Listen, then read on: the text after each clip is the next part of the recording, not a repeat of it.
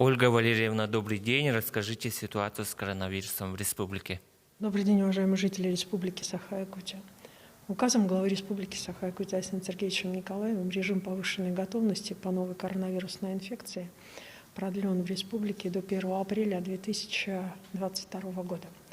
При этом, учитывая санитарно-эпидемиологическую ситуацию в республике, необходимо обратить внимание на снятие ряда ограничений, установленных указом главы. Основанием для снятия этих ограничений является прежде всего та санитарно-эпидемиологическая обстановка, которая характеризуется последние 3 недели в сравнении каждой из недель на территории республики.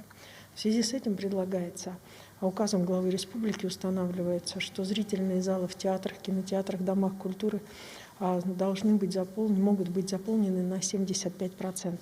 Должны соблюдаться меры, также которые связаны с дистанцированием. В городе Якутске открываются фудкорты, аттракционы, детские игровые комнаты, также с соблюдением санитарно-эпидемиологических норм. Снимается ограничение по времени работы предприятий общественного питания. Массовые мероприятия проводятся до 75% от вместимости помещения. Допускаются они при условии допуска граждан с QR-кодами или отрицательным ПЦР. Массовые мероприятия республиканского значения согласовываются с управлением Роспотребнадзора по Республике Саха-Якутия. Необходимо обратить внимание, что данные ограничения, еще раз делаю акцент, снятие этих ограничений, оно связано со стабильной санитарно-эпидемиологической обстановкой.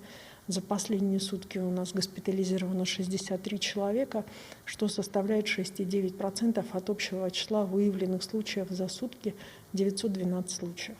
С учетом того, что лечение в стационарах на 1 марта проходит у нас 9,6% больных, в амбулаторных условиях лечится 94%. За сутки выздоровело 450 гражданина. До 20% случаев связаны, тем не менее, со штампом Дельта, которые вызывают тяжелые формы заболевания. В связи с этим все больницы республики настроены на работу, в том числе и с тяжелыми больными. Я не устаю повторять, но все тяжелые случаи заболевания зарегистрированы у невакцинированных больных.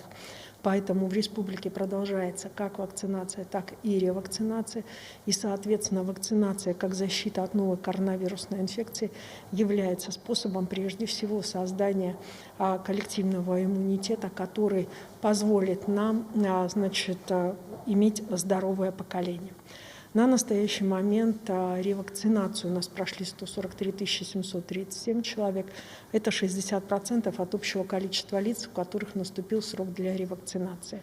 Продолжается в республике как детская вакцинация, так и вакцинация взрослого населения.